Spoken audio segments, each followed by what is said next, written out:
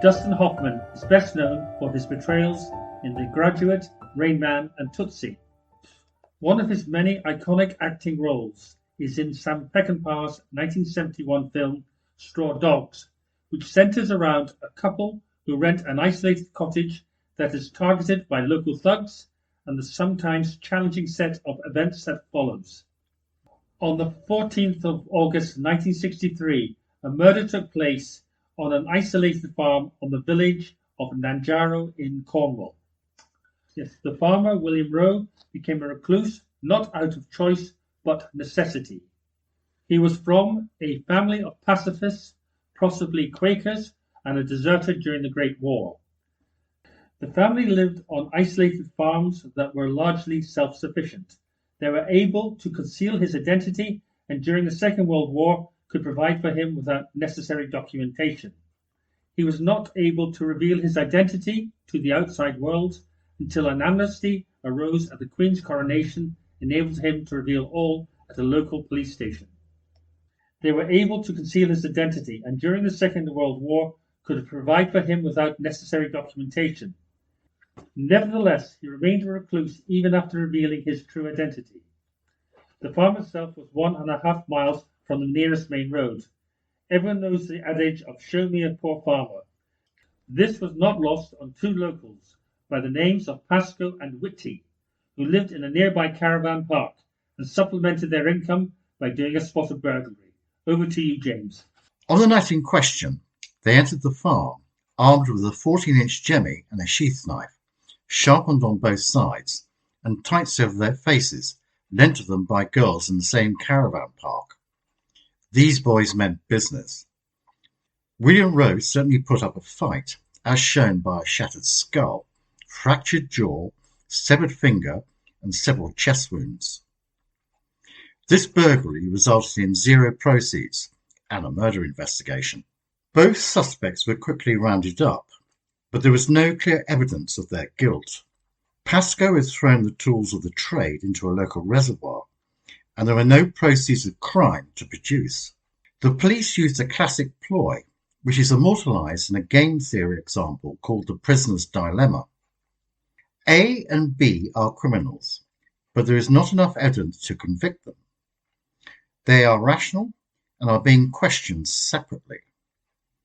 In the prisoner's dilemma, there are 4 outcomes. Firstly, if A and B testify against each other, they each get 2 years. Secondly, if A stays silent, he walks free and B gets 3 years. Thirdly, if B stays silent, he walks free and B gets 3 years. And finally, if A and B both stay silent, they get 1 year for a lesser offence. In the case of the murder of the late Mr. Rowe, both would get hanged if either of them testified to the crime. The law at the time said that all murders in which you were treated as part of a gang will result in convictions for everyone. Whilst the Cornish police were probably unaware of the concept of the American Rand Corporation's think tank's use of the prisoner's dilemma, they used the tried and tested technique of questioning the men separately. It worked perfectly, and both men were now on a one-way trip to the gallows. Pascoe would never be counted as a crème de la crème by Miss Jean Brodie. There was no doubt as to his mental capacity. The same could not be said of Whitty. Pascoe claimed that he knocked out the unfortunate Mr. Rowe, but Whitty engaged in a ferocious stabbing frenzy. One of the witnesses to the trial, a young David Penhaligon, who later became a Liberal MP, reported that on an earlier occasion, Whitty was reported to have been knocked down by a car.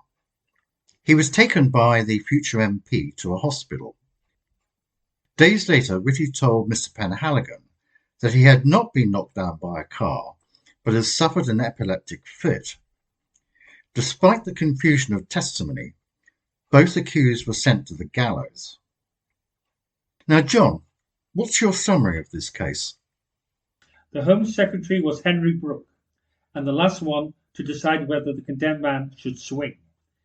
It was unfortunate that he was a target of the satirical show That Was the Week That Was as the most hated man in Britain.